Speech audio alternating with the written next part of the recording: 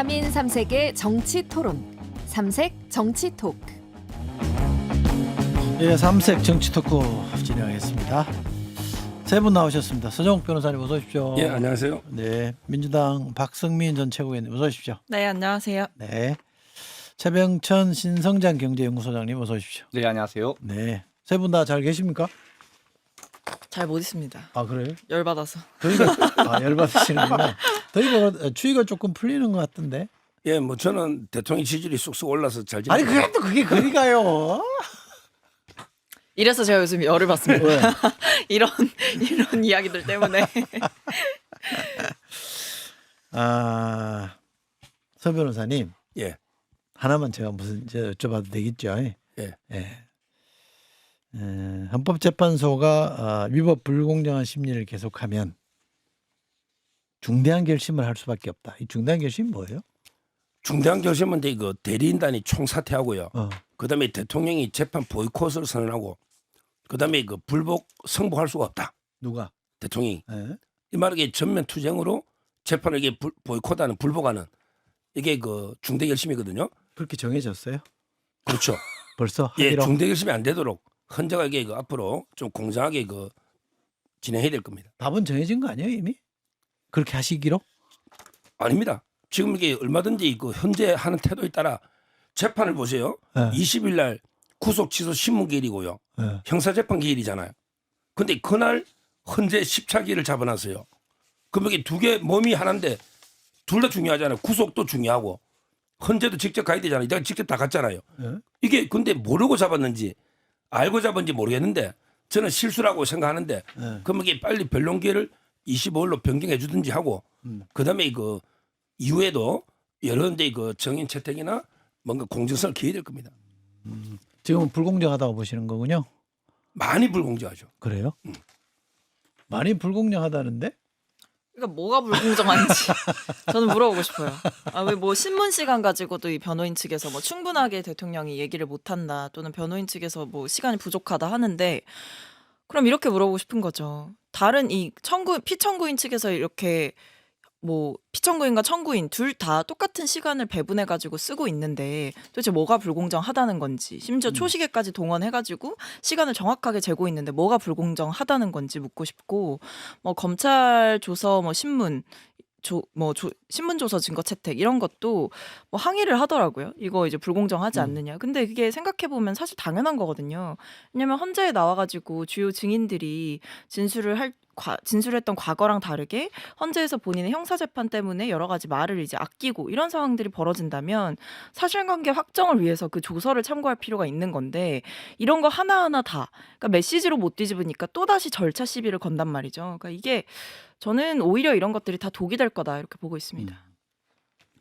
뭐 하실 말씀 있어요? 형사재판 같은 경우 말씀하신 거는 형사재판은 오전이고 헌재는 오후기 때문에 시간을 겹쳐서 했다고 보기는 좀 어려운 거죠. 하루에 두 탕 뛰면 힘들잖아요. 물론 그렇게 볼 수도 있는데 예. 시간대가 완전히 다르기 때문에. 근데 그 조갑재 대표가 중대한 결심이 전격하야 성명을 낼 수도 있다 이런 건 그건 아닙니까? 조갑재 대표가요. 예. 윤 대통령을 한 번도 본 적도 없고요. 측근들 본 적도 없어요. 계속 윤 대통령을 2년 반도 비판해온 사람이에요. 한마디로 이게 아무것도 모르는 사람이에요. 이 사람이 하야가 뭔지 어떻게 알아요? 대통령 측에서는 이게 강력하게 이건 아니다. 지금 부인하고 있고요. 예. 자, 그다음에 그 오전에 해도 몇 시에 끝날지는 몰라요. 뭐가요? 그 구속 취소 신문이 보통 이게 막 2시간, 3시간 가거든요. 그러면 이게 2시까지 현재 출발해 가는 시간도 있고요. 예. 이게 불가능해요. 시간상으로. 그리고 이제 그 우리 박 최고위원님이 시간을 이렇게 똑같이 주는 게 공정한 게 아니에요. 왜냐하면 이게 그 국회 측은 수사 기록을 다 미리 받아보고 그걸 증거로 내요. 그럼 정인이 오잖아요. 그럼 당신 검찰에서 사실대로 진술했죠? 1분만 물어보면 이게 끝나요. 근데 대통령 측 그걸 하나하나 탄핵 반박하려면 30분으로 부족합니다. 이미 수사 기록을 다 받아봐서 검찰에서 며칠 조사한 걸 제시하고 그대로 질문하는 국회와 대통령이 똑같은 초시에 갖다 놓고 재는 게 무기평등하냐? 저는 무기평등하지 않다 봐요. 무기평등이 뭐예요? 원래 이게 검사하고 피고인이 무기가 평등해야 되거든요. 예를 들어 이재명 대표 재판은 조서를 못 쓰잖아요. 그러니까 이제 검사하고 피고인이 대등하게 신문하면 돼요. 근데 이거는 검찰 조서를 미리 제시하고 정인이 검찰 진술한 게 맞죠? 이렇게 물으면 끝나버리잖아요. 이 수사 기록을 못 받는 건 헌재법 32조거든요. 저는 입법론적으로는 좀 논의 여지가 있어요. 왜 헌재가 수사 기록을 못 받으면 이게 오래 걸리고 막 길어지잖아요. 그럼 이게 입법론적으로는 법을 개정해서 받아서 참고할 수 있다고 할지 몰라도 그거는 입법론이고 우리 현행 해석론상으로는 분명히 수사 재판 소추된 거는 못 받는다 돼 있거든요. 우리 이럴 때 소크라테스가 하는 말 악법도 법이다. 헌재가 법을 안 지키면 누가 지킵니까? 누구는 헌법도 안 지키던데? 누가 안 지켜요? 모르시나? 국회가 안 지키지. 누가 안 지켜요? 윤석열 대통령이 안 지켰죠. 어떻게 포고령부터 한번 들어가줘요? 아 이거 참 답답하네. 맞서 얘기할 수도 없고 이거 참. 네. 네, 말씀하세요. 네, 그리고 뭐 이재명 대표 얘기 자꾸 하시는데 형사재판이랑 헌법재판이랑 같습니까? 그러니까 그 부분부터 먼저 말씀을 드려야 될 것 같고, 그리고 지금 대통령 측에서 계속 불공정하다 하는데 그런 본인들이 정확하게 어떤 객관적인 근거들을 가지고 얘기를 해야 되는데 그냥 본인 입맛에 안 맞는다고 투정 부리는 것 같아요. 그러니까 저는 지금 대통령 측에서 공정한 어떤 절차를 요구하고 있는 게 아니고 특혜를 요구하고 있다라고 봐요. 특혜를 요구하고 있는 거고 본인 입장에서 받아들일 수 있는 것들, 받아들일 수 있는 증언들이나 뭐 증인들만 인정하겠다 이런 태도고 실제로도 이번에 헌재에서 그 변론기일 때 대통령 측 변호인에서 굉장히 좀 고압적으로 신문을 하게 되면서 그런 식으로 증인을 몰아붙이는 행위는 안 된다라는 식의 이제 제지를 받기도 했거든요. 그러니까 이런 걸 보면 대통령 측에서 시간 안에 명확하게 이 탄핵시킬 수 있는 그동안 이제 증인들이 얘기했던 내용들과 배치되는 내용들을 구체적으로 가져와서 얘기를 하면 될 일이지 뭐 시간이 어떻네 조서가 어떻네 이렇게 얘기할 일은 아니라고 생각하고요. 지금 오히려 대통령 측에서 적극적으로 여론전을 펼치고 대통령이 심지어 나서서 본인이 막 본인 얘기 하시잖아요.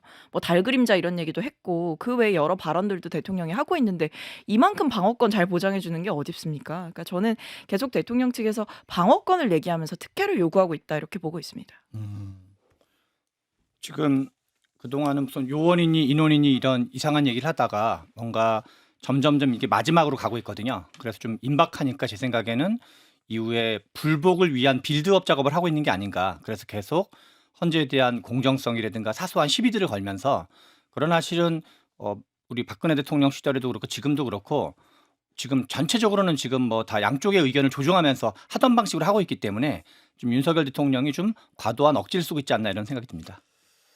그러니까 큰 틀에서 보면 뭐 이렇게 해석할 수도 있어요. 지금 이제 최 소장님 말씀처럼 큰 틀에서 보면 대통령이 헌법을 위반하는 계엄령을 발동을 했고 포고령도 사실 헌법 위반이고 그래서 이거는 뭐 경고용이다 이런 거 설득력이 없는 거 아니냐 이 큰 틀 그다음에 국회의원들도 끌어내라고 했다 이런 것들은 이제 그동안에 이제 정설로 굳어졌다가 지금 헌재에서 뭔가 지금 대통령 측에서는 아니다라고 이제 반박하고 있는 거잖아요. 근데 그게 잘 안 흔들리니까 지금 이렇게 가는 거 아니냐라는 해석도 하거든요. 지금 최병 소장님처럼. 그래서 결국 불복하려고 하는 절차를 지금 시동 건 거 아니냐 이런 건데 그건 어떻게 보세요? 지금 이제 크게 보면 이게 두 개인데요. 하나는 정치인들을 체포해라는 거 하나, 네. 그다음에 국회의원을 끌어내라는 거 하나, 두 개거든요. 네. 근데 이 체포는 이제 뭐 그 무너졌다 봐요 저는 그 가짜 뉴스가. 아 그래요? 예, 체포를 군이 하잖아요. 방첩사는 그날 이게 그 12시 25분에 선관위로 다 갔어요. 선관위 가가지고 이재명 체포합니까? 선관위에 가서 한동훈 체포합니까? 우원식이 선관위에 있습니까? 방첩사 체포조라는 그 사람들은 선관위로 출동한 게 그건 팩트예요. 그다음에 그 구금 시설이 없어가지고 막 밤 1시에 수방사 비원 벙커 됩니까? 야 안 됩니다. 경찰대 됩니까? 막 찾고 있어요. 한 장소에 이재명 우원식 한동훈을 한 장소에 수방사 가다라면 폭동납니다. 그게 가능이 납니까? 하루짜리 기하면. 셋이서 어떻게 폭동을 해요? 아니 지지자들이 잡혀갔는데 어떻게 군이 막고 있는데. 아니 제 말은 이재명 한동훈 우원식을 한 자리에 30명을 그러니까. 가다 놓으면 정리하면 체포는 없었다. 체포는 지시는 없었다. 체포 시설도 준비가 안 돼 있었고. 또 하나는 그러니까 제 말은 이게 체포는 홍장원이나 이분들이 위치 동향을 파악해 달라는 걸 위치 추적으로 바꾸고 위치 추적을 근거 요청으로 이렇게 몇 번 자기들이 오해인지 뭐 고인지 확대 해석해서 체포를 놓은 거예요. 이게 무너진 한 축이. 그게 한 축이 무너졌고 자, 또. 그다음에 국회는요. 예. 뭐 도끼로 문을 부숴놨는데 그 양심선언하는 곽종근도 도끼는 모르겠대. 그 양심선언한 707 당단도 도끼하게 왜 이거 검찰이 한번 쓰면 도끼 이야기를 누가 이제 아무도 몰라. 근데 어쨌든 도끼로 문을 부숴 꺼내냈잖아요. 네. 근데 도끼 이야기를 모르고 그다음에 수방사령관 총을 쏴서 들어가 꺼내냈잖아. 그것도 전부 1경비단장 조성현 유일하게 직권정인 이 사람도 총 이야기를 모르겠대. 우리 처음에 도끼가 나오고 막 총이 나왔잖아요. 그리고 4명이 꺼내냈잖아. 전부 가짜야. 왜? 실제 병력이 10몇 명 들어갔거든. 근데 안에 1,000명이 넘는. 잠깐만요. 다 무너지고. 잠깐만요. 예. 조성영 단장이 지금 뭐 총이나 총량이 뭐 없대요. 도끼 좋고 네. 그런데 끌어내라고 하는 건 맞잖아요. 근데 그건 정언했잖아요. 근데 문제는 도끼로 문을 부수에 들어가고. 그러니까 그 문을 부수고 안 부수는 건 중요한 게 아니라 예. 어쨌든 오늘 끌어내려고 했느냐 안 했느냐가 핵심이잖아요. 근데 근데 그거는 그랬다 그랬잖아요. 아니, 제 말은 이 끌어내는 말을 못 믿는 게 총을 쏘고 들어가는지 도끼로 문을 잠궈놨거든요. 그다음에 들어간 사람이 15명이에요. 15명이 4인 1조로. 그러니까 그 지시를 그러니까 제 말은 받았는데 그 지시가 실현 가능성도 없고 현실 가능성이 없다는 거고 아니, 그러니까. 믿을 수 없다는 거고. 잠깐만. 예. 그러니까 무슨 말인지 알겠어요. 예. 근데 조성영 단장 얘기는 예. 지시는 했으나 실행을 안 했다는 얘기잖아요. 지시는 있었던 거고. 실현할 능력도 안 되고.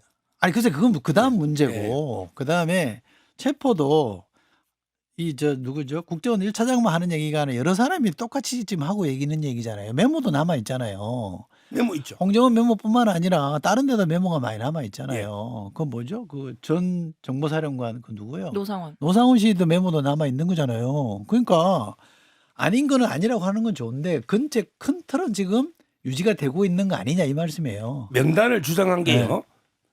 홍장원, 그다음에 조지호 청장, 그다음에 그 김대우 그 방첩사의 그 수사단장 3명이에요. 근데 명단은 있었어요. 여인형도 인정해요. 이 명단이 김용현 장관이 계엄을 하다 보면 중요 인물들 동향을 파악해야 되잖아. 그럼 어디 있는지 위치 지금 이재명이 뭐 하고 있어? 야 원식이 뭐해? 이런 게 동향 파악 숫자지. 이걸 체포 구금하는 거 그러니까- 하루짜리 계엄이. 그러니까 제가 이해가 안 좀 되는 게 옹색하다 논리가. 아니 그럼 경고성이면 왜 위치 파악을 하냐고요. 경고성이고 2시간짜리 내란으로 계획했다라고 한다면 왜 동향 파악을 합니까? 그리고 계엄이 해제된 뒤에도 왜 계엄군들이 국회의장 공관 근처를 서성이는 그 CCTV가 왜 찍혔으며 그 자꾸 이 명단 가지고 이제 홍장원 차장을 흔들기 위한 여러 가지 이제 가짜 뉴스가 난무하고 있는데 제가 3가지로 좀 근거를 말씀을 드릴게요. 첫 번째, 한동훈 대표마저 왜 본인을 체포하려고 했냐라고 대통령 면전에다 대고 항의를 했고 대통령이 그때 뭐라 그랬습니까? 체포 지시가 없었다라고 얘기한 게 아니라 포고령 아마 위반했으니까 그랬을 거다. 포고령 1항에 그 얘기가 있잖아요. 1조에 그 얘기가 있잖아요. 정치활동 일체 금지한다.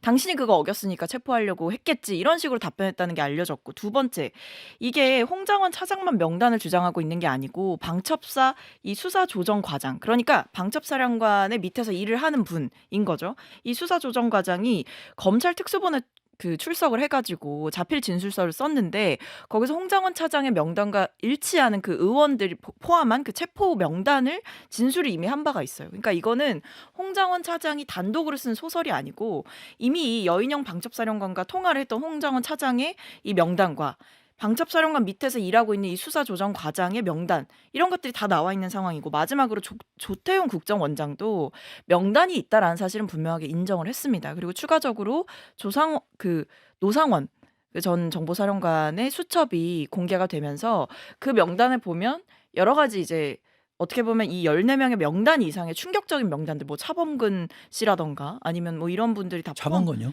포함이 된 최근에 알려진 게 이제 그런 거죠. 그렇습니다. 충격적이게도 뭐 연예인들이라든지 뭐 이런 뭐 영장 기각 이재명 대표 영장 기각한 판사라든지 이런 식으로 명단이 굉장히 광범위하게 작성됐다는 게 지금 드러나고 있어요. 그러니까 최소한 지금 밝혀진 게 국무회의와 관련돼서 여러 가지 절차적인 흠결이 매우 많았었고 그리고 계엄의 사유가 무슨 뭐 이재명 대표를 야구방망이로 계몽하기 위해서 한 게 아니라면 그분들의 동향을 파악할 이유가 없는 거고. 야구방망 이렇게 뭐. 아니, 왜냐면 야구방망이 준비하고 그 법원 판사들 관련해서 해가지고 선관위 들어가고 그렇게 했다는 거 아니에요. 그리고 노상훈 씨 메모 같은 거 보면 고문 얘기도 나왔었다는 건데 그런 식으로 우리나라 그 헌법이라든가 개헌법 어디에도 무슨 야구방망이 내지는 계몽 뭐 내지는 어떤 그런 방식으로 이 규정돼 있는 게 없거든요. 그래서 실은 가장 최초의 단순한 질문, 지금이 전시사변 그에 준하는 사태였는지, 그리고 국무회의 심의를 거쳤는지, 그리고 국회에 대해서는 왜 그런 계엄군을 발동을 했는지, 앞에서 자꾸만 15명 얘기하시는데 그거는 본회의장으로 들어가려고 시도했던 사람인 거고, 우리 전 국민들이 화면을 봤거든요. 수천 명이 계엄군이 이미 거기 들어가 있는 상태에서 그걸 15명이라고 말하는 건 뭐 우겨도 좀 너무 심하게 우기는 거다. 그런 생각이 듭니다. 변호사님, 예. 이제 다 끝나가는 것 같은데 물론 이제 저 변론하는 입장에서는 좀 다를 수 있겠습니다만 대통령께서 그런 말씀 한번 하신 걸로 저는 기억이 되는데 그 국힘의원들 국민의힘 의원들 만나서 내가 뭐 대통령 몇 년 더 하면 뭐하냐 이런 말씀도 하셨고 또 근래 우리 저 경제나 뭐 트럼프 쇼크 내가 너무 어렵잖아요. 이쯤에서 끝내면 안 될까요? 나라를 생각해서 하야? 아니 그냥 그러면 헌재 판결 존중하고 자꾸 이렇게 뭐 어깃장 놓지 말고 예? 근데 국민들이 힘들어해요. 근데요. 나라도 힘들어. 이렇지만요. 그렇게 할 수는 없어요? 뭐, 없어요. 국회 몇 년 더 하면 뭐하냐고 스스로도 근데 그러면 고백했는데. 이게 재판은요. 내란 뭔 재판은 재판? 뭐 3일 해줄 겁니까? 아니, 그 대통령은 그냥 무기징역 살고 아니 그거는 재판 아니 그건 형사재판은 그러니까 진행되잖아요. 그럼 재판도 이게 사면 해주는 것도 아니고 미국처럼 포괄 사면도 아니고 예. 구속은 내가 사면 재판 받고 성복하고 다 끝내라 이거는 말이 안 아니 또 되고요. 국힘이 또 사면 해달라고 요구하겠죠. 이거 보면 저는 보면요 두 가지로 제가 할게요. 명단이 중요한 게 아니고요. 이게 근거냐 위치 추적이냐 위치 동향 파악이냐 이게 본질이에요. 명단이 있었다니까 이재명 우원식 한동훈 뭐 이게 명단은 근데 이걸 검거하는 거하고 하루짜리 기업에서 어떻게 근거해가 뭐 한 달 잡아놓을 겁니까 1년 잡아놓을 겁니까 어떻게 근거해요. 그 파장이 그 다 모든 사람 체포해가 잡아여면 파장이 너무 크잖아요. 그런 계엄이 아니에요 이번에. 그 처음부터 하루짜리였어요? 예, 처음부터 하루 목표예요. 선관위 서브 확보 목적이니까. 그 국회는 해제를 좀 막는 거죠. 그러니까 제 말은 이게 체포를 뭐 하루 동안 막는다. 그렇죠. 좀 지연이죠. 어. 예상보다 몇 시간 빨리 끝났어요. 그 정도예요. 그럼 이 사건이 본질은 거기서 제가 하나 물어볼게요. 선관위의 서버를 수색하고 검증하는 게 탄핵 사유가 돼요? 그거 안 되죠. 계엄 탄핵 사유가 돼요?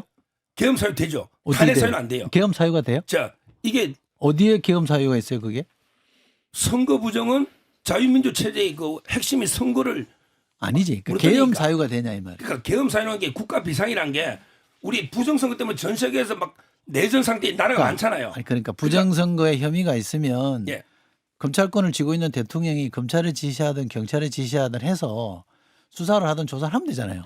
근데 거기에 군을 동원할 만한 군을 동원해서 하는 계엄하고는 안 맞잖아요. 사유가 안 맞잖아요. 설사 그렇다 전체적인 하더라도. 서버를 검증하는 데는 영장이 안 떨어져요. 특히 선관위원장이 판사거든요. 아니 어쨌든 예. 그러니까 그건 합법적인 절차를 따라서 그렇게 하는 게 맞고 두 번째 하루짜리 계엄인데 왜 포고령을 내요?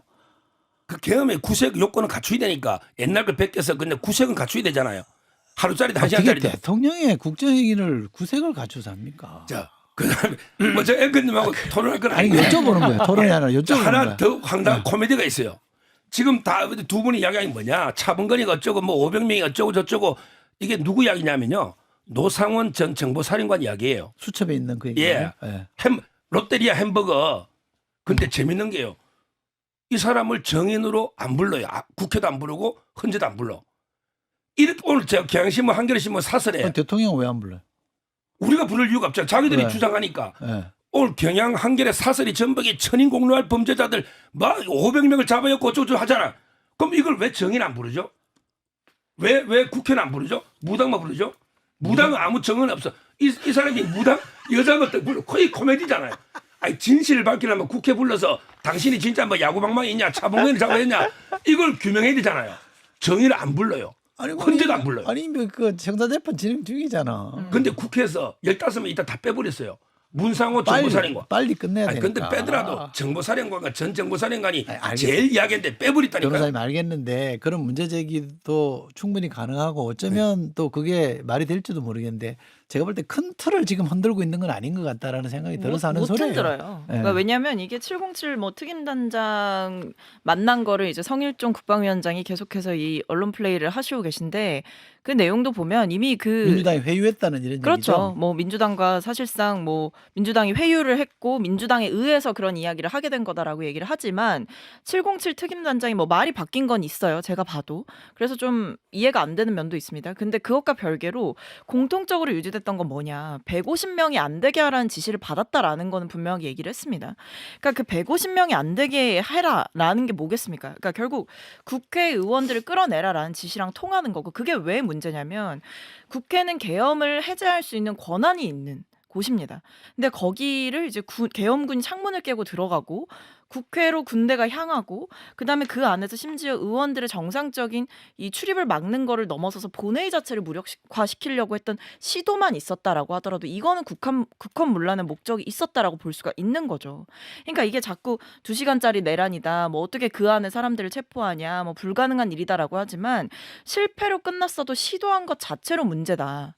시도한 것 자체로 처벌받을 수 있는 일이고 시도한 것 자체가 헌법 위반의 목적이 있었던 그것을 노리고 했던 행위다라는 점에서 대통령의 행동은 탄핵 사유가 아닐 이유가 없어요. 12.12 전두환 노태우 관련돼서 이미 판례가 확인된 게 있는데요. 국회에 계엄군을 투입하는 것 자체가 그 위헌이라는 거예요. 그래서 그것 자체가 내란에 성립하는 거기 때문에 실은 우리나라 국민들이 많은 사람이 수천 명의 군인들이 그 국회 본회의장으로 들어가려고 여러 가지 창문을 부시거나 등등 화면을 봤는데 제가 보기에는 국민을 우롱하고 있는 거다. 국민들을 바보로 알아도 너무 심하게 알고 있다.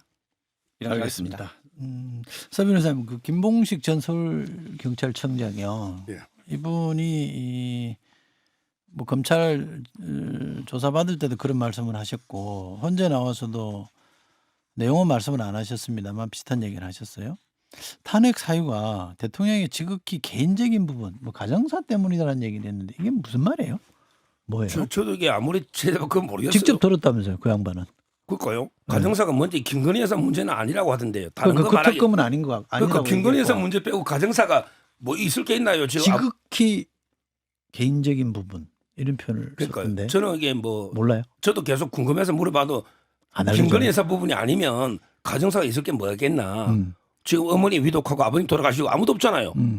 그건 저는 납득이 안 되는 이야기인데 그런 김봉식 그분한테 한번 다시 물어봐야 되고요. 근데 김봉식 이분은 저는 대통령이 그 다음날 계엄다음 전화해가지고 당신이 국회의원들 빨리 입장시켜주고 계엄이 빨리 끝나가 자, 일 잘했다고 칭찬받았다 했잖아요. 근데 이걸 가지고 조금 전에 우리 최 소장님이 군인 뭐 수천 명 이래야 했는데 그 수천 명은 제가 아니고 수백 명, 한 200명대.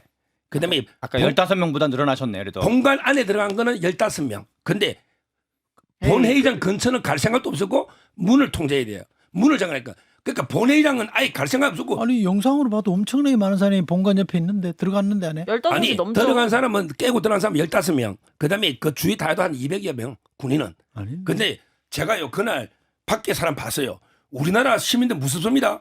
계엄이 딱 됐잖아요. 저는 솔직히 그날 술 한잔 먹고 잤거든요. 별거 아니라고. 근데요 보수 유튜브 막 신의 한 수나 정가원 모습 봤더니 야 드디어 구국의 결단이 났다면서 국회로 직결해라. 민주당 의원들 해제 못하게 다 끝내야 된다. 엄청나게 모였어요. 근데 또 우리 좌파 국민들도 있잖아요. 진보. 이분들은 야 지금 이 민주주의 시대 계엄이 뭐냐. 국회로 모여. 계엄 해제해야 돼. 이래가지고 한 10,000명 이상이요. 이거 경찰 3,000명이 질서 유지 안 했으면 대형 유혈 사태 납니다. 그러니까 경찰이든 저는 이분들이 질서 유지하러 가지 국회의원들 들어가는 거 막으려고 한 게 아니에요. 그럼 딱 김봉식은 전해왔잖아. 공신 지지가 없었어요. 그러면 예. 국회의장은 왜 담 넘어갔어요? 대부분 의원들은요. 다 이게 문화로 들어가서 한동훈 대표는 다 문 통과시켜 줬어요. 아니 일부 190명 중에 잠깐 풀어준 때가 있었고 대부분은 예. 봉쇄했잖아요. 그럼 뭐 국회의장이 국회에 어떻게 보면 그 의장도 저는 주인인데 담 넘어갔잖아요. 의장도 일시 그 지시가 내려온 동안에 잠깐 동안에 넘어간지 대부분의 의원들은 그럼 잠깐은 왜 막은 거예요? 그거는 이제 그 뭐 포고령 지시나 그거는 경찰이 그랬지만 계속 영구적으로 막은 게 아니고요. 추경호 원내대표나 이 국민의힘이 막아서 못 들어간 게 아니에요. 그때 회의한다고 안 들어가지. 아 그분은 저쪽 가 있었고. 그러니까 제 말이 다 들어가게 했다 이 말이죠. 아니 담 넘어간 사람들이 부지기수인데 되게 다 그냥 들어가게 했어요. 제가 알기로는 그냥 들어간 사람이 더 많을걸요. 아니, 그 그럼 부분- 살려봐야 돼요. 아니 그 살리마. 부분에 대해서 아니 그 부분에 대해서 헌재에서 이미 지적을 했어요. 그러니까 김용현 전 장관이 뭐 의원들 출입 막은 바 없다 이런 식으로 주장을 하니까 아니다 막았다. 그랬더니 이제 뭐 자기는 뭐 풀어준 걸로 알고 있다라고 했더니 재판관이 정확하게 지적을 합니다. 처음에 이제 막았다가 잠깐 풀어줬다가 다시 막았죠라고 지적을 하거든요. 그러니까 이게 그러니까 왜 출입을 통제하냐는 겁니다. 그러면서 뭐 질서 유지의 명목으로 군을 투입했다라고 하지만 군이 들어가니까 질서 유지가 안 된 것 아니냐. 그러니까 군이 들어갔으니까 보좌진 당직자들과 충돌이 난 거고 질서 유지를 위해서 군을 투입한 게 아니고 군을 투입시켰기 때문에 그 안에서 난리가 난 건데 왜 그 부분에 대해서 이제 명확하게 얘기를 못 하는 거냐라는 지적을 할 수밖에 없는 상황인 거죠. 그리고요, 제가 알기로 국회를 지키는 유사시에 국회를 지키는 부대는 공수부대가 아니에요. 다른 부대가 있어요. 우리 법에 다 정해져 있습니다. 그게 규정상. 그건 말이 안 돼요.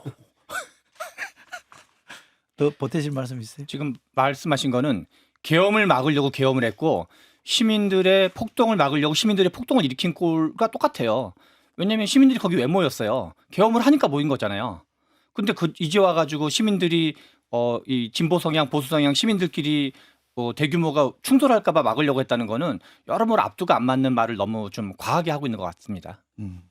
좀 전에 얘기가 좀 나왔습니다만 뭐 헌재에서나 형사재판에서 충분히 이 사실관계를 다투고 저는 기본적으로 누구든 무죄 추정의 원칙이라는 게 있기 때문에 예단할 수는 없다고 봅니다만 그래도 지금 대통령 측 특히 대리인단입니까?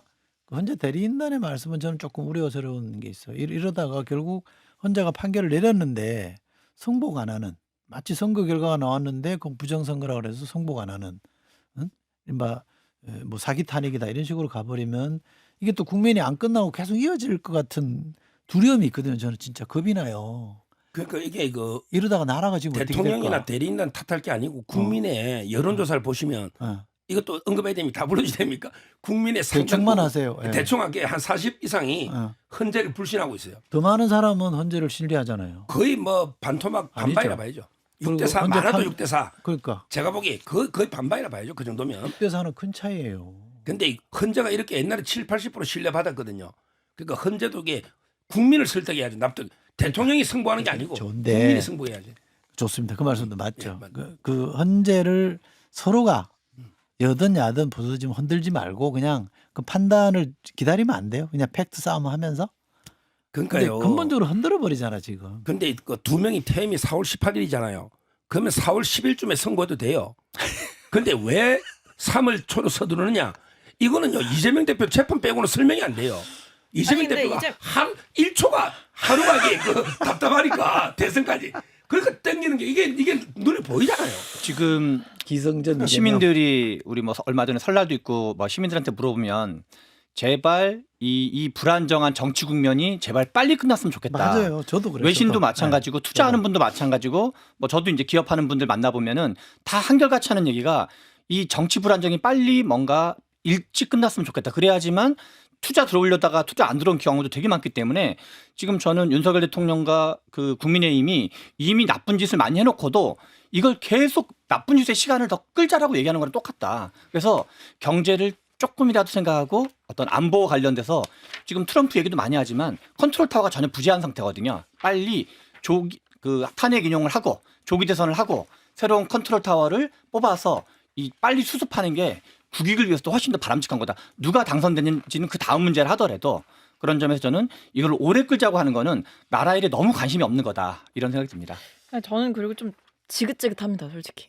그러니까 대통령 측에서 헌재 재판관들 공격하는 것도 절차에 하나하나 시비를 거는 것도 그러니까 이게 단순히 좀 근거를 가지고 하는 얘기가 아니고 재판관 평의를 거쳐서 결정을 하는 그런 정상적인 의사결정 과정에 대해서도 그리고 이미 여러 재판을 통해서 선례가 있는 사안에 대해서도 마치 본인한테만 불리하게 모든 게 돌아가고 있다라는 식으로 얘기하는 것 자체가 아 정말 이 사람은 양심이 없구나 이런 생각이 드는 것 같아요. 실제로 만약에 뭔가 누군가가 의도적으로 끌고 간다 그러면 윤 대통령이 임명한 재판관도 있잖아요. 그리고 국힘이 추천한 재판관도 있잖아요. 그분들이 가만히 있겠어요?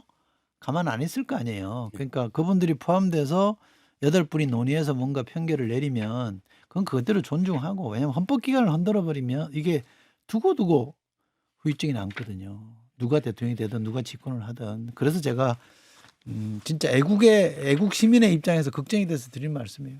그러니까 그 진심으로. 성복은 제가 민주당 이름 안 밝혔는데 민주당 모편을과 토론하는데 자기는 이게 인용될 때만 승부하겠대요. 인용될 걸 확신하면서. 그럼 이게 역으로 민주당이나 이재명 대표도요. 탄핵이 만에 하나 5대3이나 4대4로 기각이 되더라도 우리 깨끗하게 승부합니다. 이걸 밝혀주세요. 그 민주당. 말을 미리 하라고. 예, 자기들도 승부한다 해야지. 임용될 때만 승부하겠다는 거예요. 민주당 패널이. 그분의 생각이지. 그러니까 제 말이 아니 민주당도 진짜 기각되더라도 우리 깨끗하게 승부합니다. 대통령으로 인정하고 윤석열 복귀를 환영합니다. 다 승부합니다. 이걸 밝혀줘야죠. 그렇게 하면 그러면 이제 대통령 양쪽 다 그러면 그럼 승복이 멈추나요? 되는 거죠. 그럼 멈추나요? 헌재 안 흔들 거예요? 아니 제 말은 양쪽 다 승복하는데 민주당 네. 민노총이나 이분들이 변호사님. 가만히 있겠냐고. 변호사님 저는 진짜 애국 시민이라고 봐요. 예. 진심으로.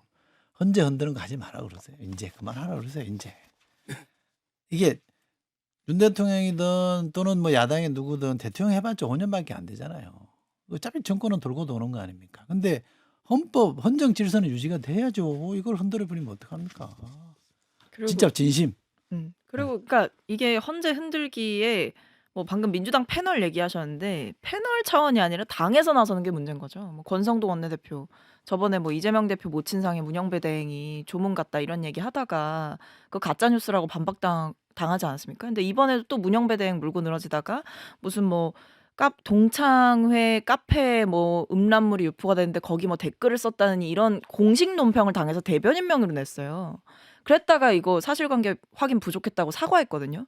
그러니까 이런 식으로 헌재 재판관들 치졸하게 공격하면서 성향 문제 삼고 뭐 이상한 거 자꾸 문제 삼다가 가짜 뉴스라고 반박당하고 이게 결국에 뭘 위해서 하는 겁니까? 대통령 감싸려고 지금 이러는 건데 이게 나라 전체적으로 보면 말씀하신 대로 시스템을 흔드는 일에 여당이 그러니까 한 명 한 명이 헌법기관이 국회의원들이 가담하고 있다라는 것 자체가 저는 솔직히 상식적으로 이해가 안 돼요. 그날 본청에 국민의힘 의원들 더 많이 있었으면 그 광경 다 봤을 거 아닙니까? 그러니까 뭐 당사에 모여 계셨다고 하지만 본청 창문 깨고 들어오는 그 계엄군 보면서 아무 생각 안 드시나요? 왜 아직까지도 대통령을 옹호하시는지 전 솔직히 요즘 이해를 포기했습니다. 예.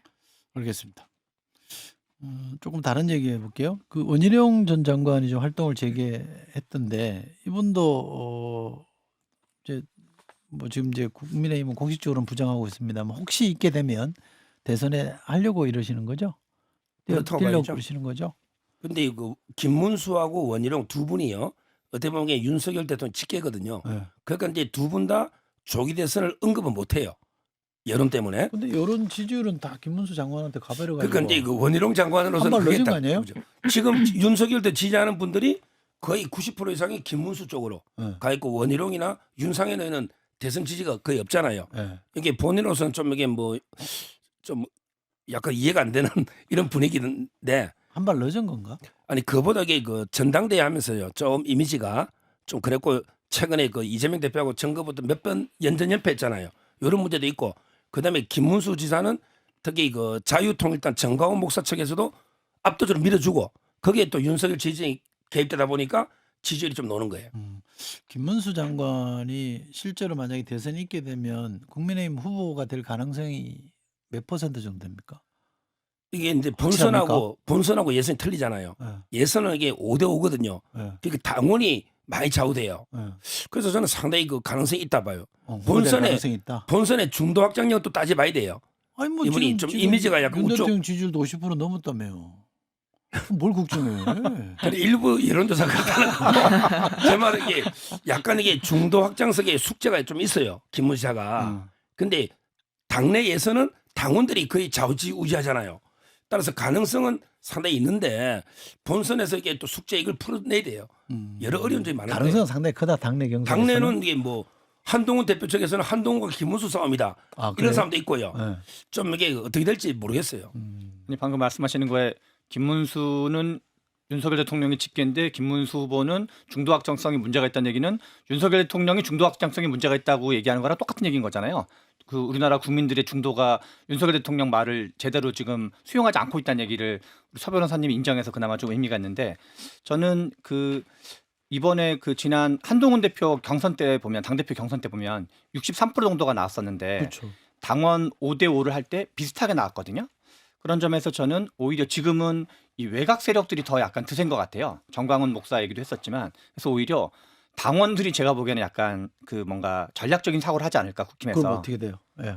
그러니까 반영을 하더라도 김문수 장관 쪽으로 안 간다. 그럴 가능성이 있다고 보는 거죠. 왜냐하면 바로 직전까지만 해도 탄핵을 찬성했던 그 이준석 같은 사람을 당대표로 만들고 그리고 이제 그 박근혜 대통령을 감옥 보냈던 윤석열 그 검찰총장을 후보로 이렇게 땡겨온 거잖아요. 나름 이제 상당히 전략적으로 행보한 거기 때문에 그 물론 이제 지금 가봐야 알긴 하겠지만 워낙 단기간에 벌어지는 일이기 때문에 그 가능성이 제가 보면 좀 열려 있지 않나 이런 그러면 생각이 누가 듭니다. 좀 가능성이 크다고 보세요? 저는 가능성을 아까 확률로 물어보신다고 치면 한 55 내지 60% 정도는 저는 오세훈 시장이 국힘에서 후보로 선출될 가능성이 좀 더 높지 않나. 그리고 최근에 이제 오세훈 시장이 그 개헌 관련돼서 국회 토론을 했는데 거기에 이제 그 친윤 계열이 한 40여 명 정도가 열심히 참여했다는 거거든요.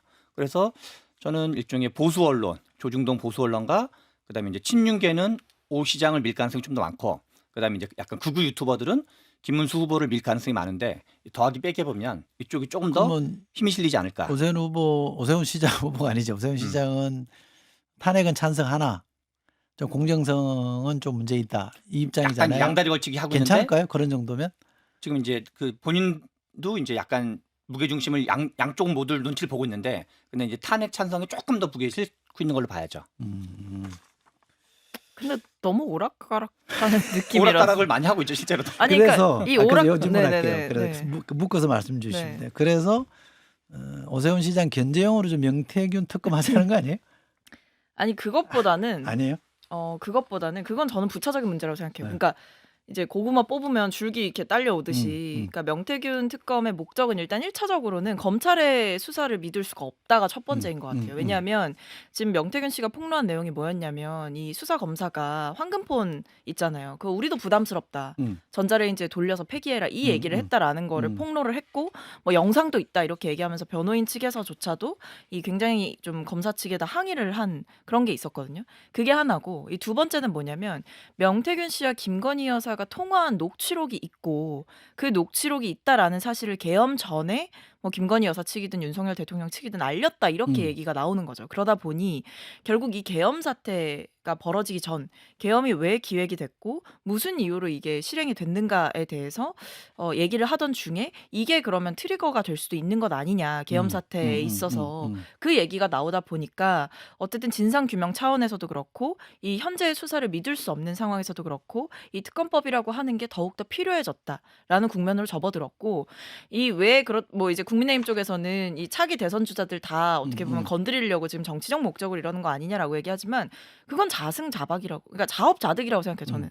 왜냐하면 본인들이 명태균 씨랑 접촉을 안 했으면 뭐 이렇게 마음이 쫄아들 일이 없겠죠. 근데 지금 뭐 한동훈 대표는 그렇게 이제 떳떳했잖아요. 본인은 명태균 씨랑 관련이 없으니까. 근데 보면 지금 반발하는 사람들이 뭐 홍준표 시장이라든지 아니면 뭐 오세훈 시장이라든지 이런 분들도 지금 명태균 씨랑 연관관계가 있다라는 얘기가 나오다 보니 이런 얘기가 국민의힘 측에서 계속 나오는 것 같다 싶습니다. 어떻게 보세요? 지금 이제 민주당은요 명태균을 이용해서 오세훈, 홍준표, 이준석 1타 3피 명태균 특검 가족이 3명의 보수 대권자를 잡아보자 네. 이런 게 꼼수인데요. 그래요? 제가 이게 그 한자성어를 안 쓰면 네. 막 태산이 울리듯이 큰 소리 나는데 나중에 보니까 지새끼 한 말이야. 태산 명동 서일필. 네. 근데 사람을 좀 비유입니다. 이거 비유. 태산이 울리듯이 명태균 떠드는데 나중에 보니까 명태 한 마리밖에 없어.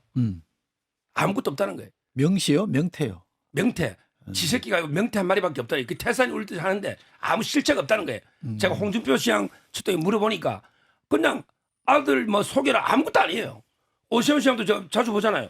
명태균하고 뭐 그냥 아무 그 부시장이 다 잘라가지고 처음부터 아무 관계 없다는 거예요.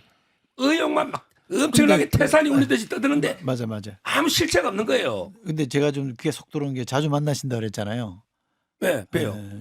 그러면 이제 윤석열 쪽은 이제 오세훈 시장인갑다. 그죠? 아, 그건 그게요. 웃자고 한 소리, 웃자고 한 소리. 심각하게 받지 마시고. 제가 오세훈 씨 며칠 전에 만났는데 방송에서요. 웃자고 한 얘기예요. 그러니까 뭐냐면 이게 두 가지 변수예요. 보수 대결집 플러스 중도 확장이잖아요.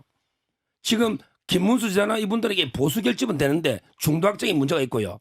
그다음에 유시민이나 이런 분들에게 오세훈 시장은 중도 확장은 있는데 보수 결집이 문제잖아요. 그래서 제가 오 시장한테 탄핵 좀 찬성하지 말라고 이야기했더니 저보고 그러더라고요. 자기 탄핵 찬성한 지 한 번도 없대요. 공개적으로 발언하신 거 아니에요? 근데 없대요.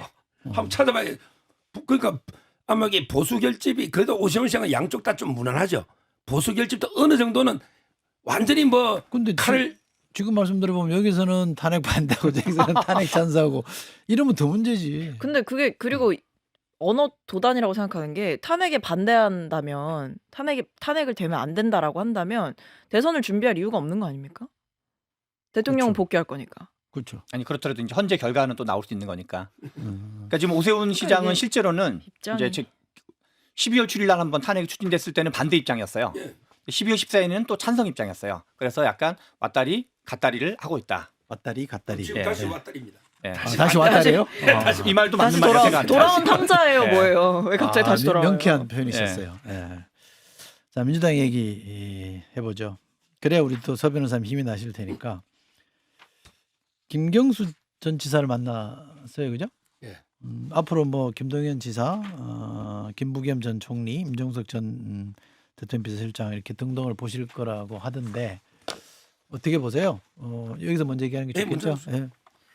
뭐 사실 통합 행보예요? 그렇죠. 그러니까 음. 그동안 뭐 일극 체제다 뭐다 뭐 국민의힘에서도 나서서 비판하고 이제 일부 비명계 인사들도 좀 다양한 목소리를 품어야 된다 이런 얘기를 계속 해왔잖아요. 근데 그거를 단순히 그냥 뭐 알겠다 이렇게 하는 게 아니고 만나서 얘기를 듣고 여러 가지 공감대를 만들어 간다는 것 자체가 저는 의미가 있다라고 보고 의미 있는 시작이다라고 보고 있습니다.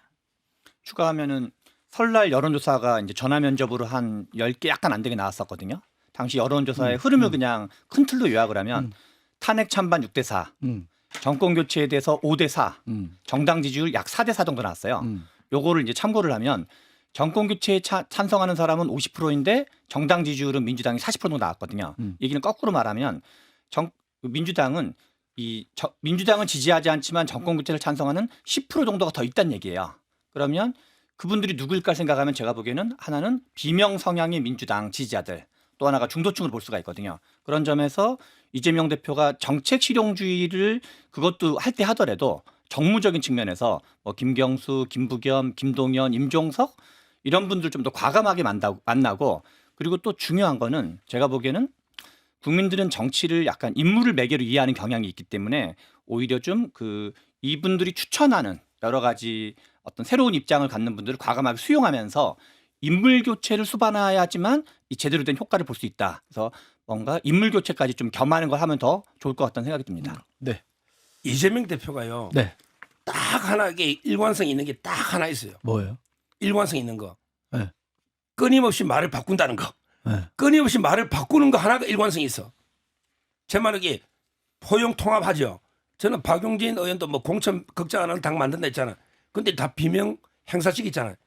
저는 이게 피비린내 나는 복수가 있을 거고요. 25만 원.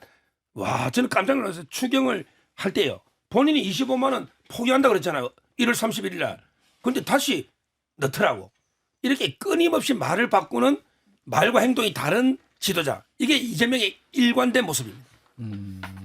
근데 그 추경 관련해서 한 말씀만 드리면, 그러니까 포기할 수 있다라고 얘기했고 고집하지 않겠다라고 얘기했습니다. 그 뭐 소비 쿠폰 관련해가지고. 근데 이게 왜 들어갔냐라고 물어보면 이건 거죠. 그러니까 추경을 하는 여야 공감대가 만들어졌을 때 이게 걸림돌이 된다면 내가 포기를 하겠다라고 했는데 지금 국민의힘의 입장은 추경을 사실은 안 하겠다라는 입장으로 저는 보이거든요. 그러니까 그러면서 이재명 대표 정책만 때리고 있는 상황인 거예요. 그러니까 이게 추경을 하겠다 안 하겠다라는 입장부터 국민의힘이 먼저 밝히고 이거를 비판을 하던가 해야지 그 상황이 아니고 심지어 추경 편성하는 권한 자체는 이미 정부에 있는 상황이잖아요. 그러니까 민주당은 안을 제시를 하는 거고 이재명 대표가 이걸 포기하겠다라고 했음에도 불구하고 그 뒤에 국민의힘에서 어떤 진전된 입장도 내놓지 않았고 추경 관련해서 어떤 아이디어도 제시하지 않고 있기 때문에 지금 이 상황에서는 일단 민주당에서는 제안을 한 상태인 거다. 결국 결정은 어쨌든 정부에서 하는 거 아닙니까? 저는 그 하나만 좀 네, 보태면 네. 이재명 대표 추경에 대해 그 25만 원에 대해서 뭐 다른 견해가 있을 수 있다 생각을 해요. 국민의힘에서. 그런데 지금 많은 경제를 하는 사람들 경제학자가 뭐 있든 간에 다수가 압도적 다수가 추경이 필요하다요. 그렇죠. 또 국민의힘은 관심이 없는 것 같아요. 그러니까 뭐 이재명 대표 25만 원을 빼고 추경하자고 말을 하든가. 근데 그냥 계속 시비 걸기만 하고 있어서 실은 약간 제야 시민단체 같아요. 국민의힘 자체가. 추경 자체를 반대하는 건가요? 추경하기 전에요. 네. 부당하게 삭감한 사조부터 빨리 보고식이 놓으세요. 대통령실에 영원이에요. 검찰도 영원이고 감사원도 감사를 못해요. 그부터 이게 빨리 보고식이 나고 뭐 추경 의논을 하든지. 봉을 어떻게 해요? 추경을 통해서 해야지 하더라도. 그러니까 그걸 약속을 하고 이것부터 이제 복원하겠다. 그러니까 뭘 하려고 하는 사람이 있고 안 하려고 하는 사람이 있는데 안 하려고 할 때 하는 게 계속 시비 거는 거거든요. 이 핑계 대고 저 핑계 대고 이 핑계 대고 저 핑계 대고. 야당 쳐다보지 말고 국민을 쳐다보면 추경 지금 해야 될 것 같은데 저는. 근데 그게 뭐 아까처럼 은발에 오줌 넣는 25만 이런 거 빼고요. 빨리라도 꼭 필요한 해. 부분만. 글쎄 그건 뭐 협의하면 협의 뭐. 빼고 협의하면 하자고 되니까. 하면 되죠. 그러고는 할 필요가 있다는 말씀인 거죠? 뭐 그 정도는 예. 네, 알겠습니다. 서 변호사님이 긍정적으로 사인을 주셨으니까 뭐 국힘에서 좀 태도 변화가 있지 않을까. 알겠습니다. 오늘 여기까지 하겠습니다. 서정욱 변호사님, 박성민 최고위원님, 최병천 소장님 세 분 고맙습니다. 감사합니다. 감사합니다.